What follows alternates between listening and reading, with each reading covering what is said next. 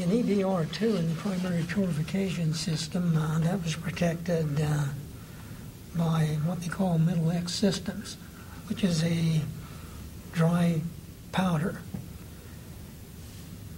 We never had to use that system, and it's my understanding these dry powders aren't very effective because in many cases, if that powder, when it gets on the molten sodium, it may sink. Therefore, the sodium is still exposed to air, and consequently, you haven't isolated the air from the sodium. I think the designers should follow the guidelines provided by the American National Standard for Liquid Metal Fire Protection in LMFBR plants. This is a standard that was generated by a working committee from many different organizations to develop this standard. And the designers ought to be aware of that standard and use it to their benefit. One thing they stress in this standard is using inerted cells, where you have an inert gas in there, and therefore, if you have a liquid sodium spill, it won't burn. But as you can see, it's going to be very expensive to construct and build inerted cells because they have to be essentially leak tight. But there are other ways to control sodium fires. This standard is identified as ANSI 54-8. And I suppose that these designers already are aware of that. But I think I would follow the guidelines given in that standard. And Bob, you raise an interesting point about standards. Ron, you were part of a committee that was addressing standards for LMFBR design. What can you tell us about the status of that work? Our committee for standards, it was an American Society of Mechanical Engineers boiler and pressure vessel code section on liquid metal systems. Our committee specifically looked at the design issues, structural design issues, and the inspectability of systems, inspections required by the NRC, for example, or inspections that a plant operator would want to perform on his own to recognize in advance any potential problem areas. So there, and the current issue of that code does not include the section on liquid metal systems because of the lack of liquid metal systems in this country. There is a placeholder for it, and it refers to a previous edition of the code which does have that section in it on liquid metal systems. So if somebody is looking for the latest code version of that, they'll have to look under that heading and find an earlier version of the code that does contain the full section on the standards for design and inspectability of liquid metal systems, and specifically sodium systems. There is a significant amount of information in there based on experience, a lot of experience from the EBR-ll and FFTF, the fast flux test facility that was built at the Hanford site in Washington.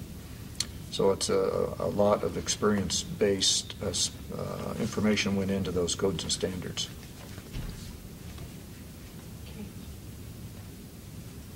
Anything else? Carl? Do you want to say something on that? Well, from some reading I've done now, luckily in EBR-ll we don't have a lot of experience in fighting sodium fires. I think that's a good thing. One of the things to note in the fire that we did have, was mentioned earlier, we had a fire that involved a pool of, I think, approximately 50 gallons of sodium that was spilled. And one thing to note is these fires generally tend to self-extinguish. Sodium, without the presence of high humidity or some source of moisture reaction, the sodium tends to crust over and eventually extinguish itself. I believe one of the key findings that in some of the tests they've done is that one of the most effective ways to fight a sodium fire is to make sure that the pool will be cooled fairly rapidly. And I'd also like to reiterate that I've also read that the Metal X is of questionable value because of its tendency to sink into the sodium pool rather than float on top. So, Carl and Bob, the major benefits in terms of fighting a sodium fire are, one, containment of the spill. So you have a catch tray or other ways of containing a leak in a confined surface.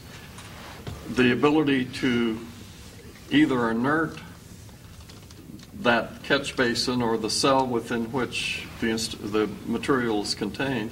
And then you raise the very interesting point about cooling of the sodium pool, which will eventually help in extinguishing fire. And I was thinking that could be accomplished perhaps by a large heat sink into which this sodium might drain if it fell. So there are design options people can take. Yes, I would like to mention one technology we've seen used in the BN350 plant that seems to have some promises: provision of catch basins to contain the sodium, with that catch basin covered by perforated metal, such that the sodium can drain into an area where there's limited access for oxygen and moisture. This allows, and essentially what you're doing with sodium fire is basically containing it in an area where it does as little damage as possible until it self-extinguishes. Nice and safe that way. I'll make a quick comment along that on a related point on sodium fires and mitigation.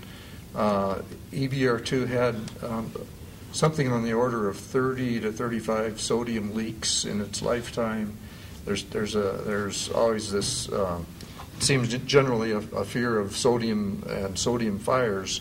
The only major sodium fire we had was early on when, through an issue with the way the maintenance was being performed, when we spilled roughly 100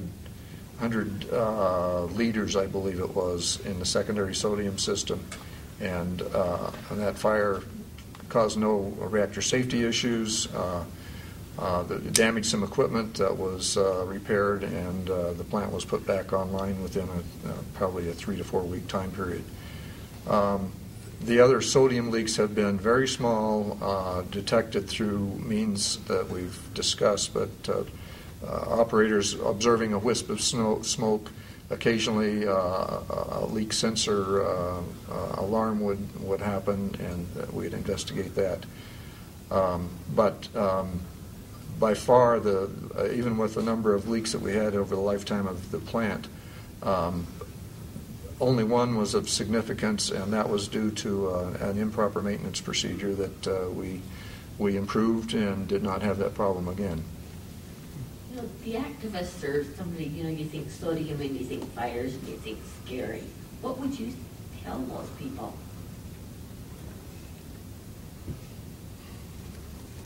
I would say, as far as the concern of the general public has when they hear of sodium system, sodium in a reactor system, oh my gosh, that's scary.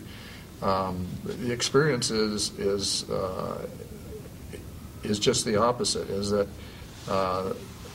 with proper design and preparation and proper procedures and operation and maintenance, most sodium leaks are extremely benign, easily isolated, and repairs can take place, usually with no damage to components other than repair of the system that leaked to start with. You do have to pay attention to the way you design those systems. You minimize the number of mechanical connections you have, and just good engineering practices. Jeremy,